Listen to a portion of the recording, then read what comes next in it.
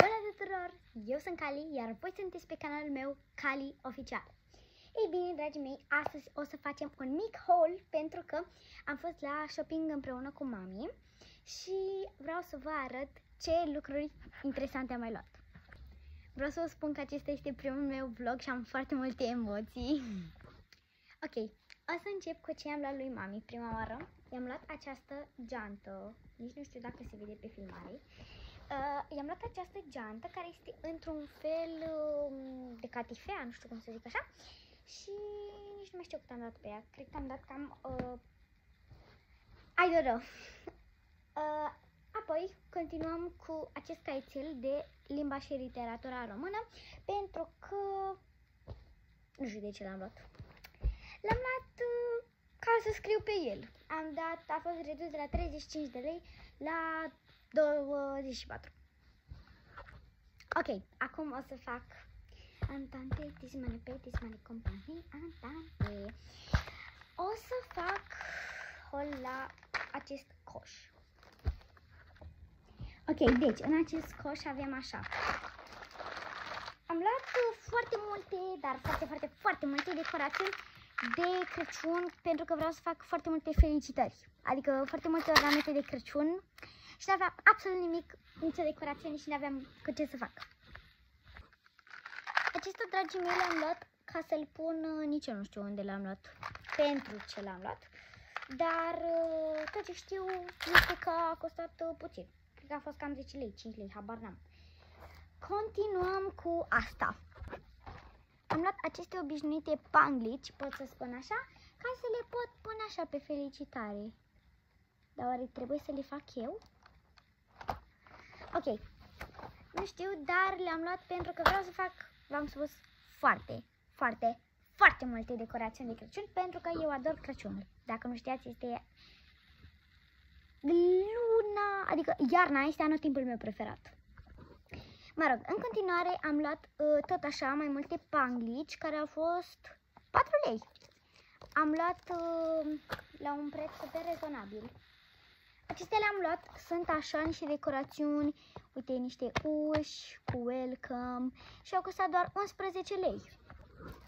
În continuare am luat acești doi brăduți făcuți din, nu știu ce să ia, nu vine în minte, polistiren. Și am luat ca să pun așa multe scobitori în ele, de exemplu, și să pun pe scobitori să pun, nu știu, niște bureței sau ceva ca să semene cu un brăduț, cât mai mult. Am luat și aceste stickere pentru că mi s-au părut super drăguțe, ca să pot să pun tot așa pe ornamentele pe care le fac. Și am mai luat încă un set din acesta, bine, cred că l-a luat mami, că nu știam că avem două din astea. Uitați, așa arată și sunt chiar foarte calitative, adică nu știu ce să spun de ele, mie mi se par chiar super calitative. Și acest coșuleț care a fost redus la 20 de lei și mi s-a părut chiar super drăguț și vreau să-mi pun în el jucării sau, nu știu, mă gândesc ce să mai pun în el. Și v-am spus acest caiet, așa că vreau să-l și deschid împreună cu voi. Ok, hai să-l desfacem. Ok, l-am desfăcut. Ia să vedem cum arată. E gen așa, da. Să știți că mie chiar îmi place și chiar îmi trebuie, mai ales la română, pentru că scriem foarte mult.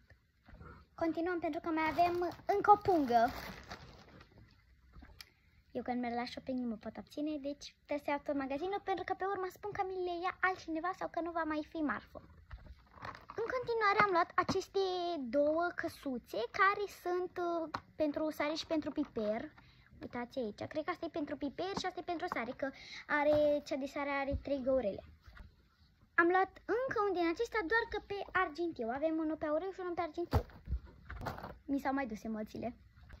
Am luat tot ceva în genul acesta, doar că le-am luat pe acestea. Sunt cam tot la fel, doar că culori diferite, efectiv. Am luat încă un set de aceste carioci pentru că mi se par chiar super calitative. Și îmi place foarte mult ele că efectiv sunt carioci care se șterg și asta nu găsești chiar oriunde. Am luat acest mini set super drăguț și nu știu unde o să duc pe astea. Chiar, I don't know, nu mă întrebați. Am luat și această cadea pe care vreau să mi-o pun în brad, doar că am luat cam 10 bucăți de astea. Dar nu, o să le arăt pe toate acum pentru că sunt exact ca astea. Și am mai luat parcă tot așa, niște chestii de genul, doar că acadele de Crăciun, gen de alea așa, nu știu cum să zic. Mi-am luat și niște șosete cu Hello Kitty. Totodată am mai luat și aceste, nu știu cum se cheamă, niște chestii tot așa de ornat, habar n-am. Și mi-am mai luat eu încă o pereche de șosete. Ok, cam atât a fost filmulețul și sper că v-a plăcut, așa că să vă abonați la acest canal ca să reușim să strângem 1K. După ce vom face 1K, am să vă fac cea mai mare surpriză din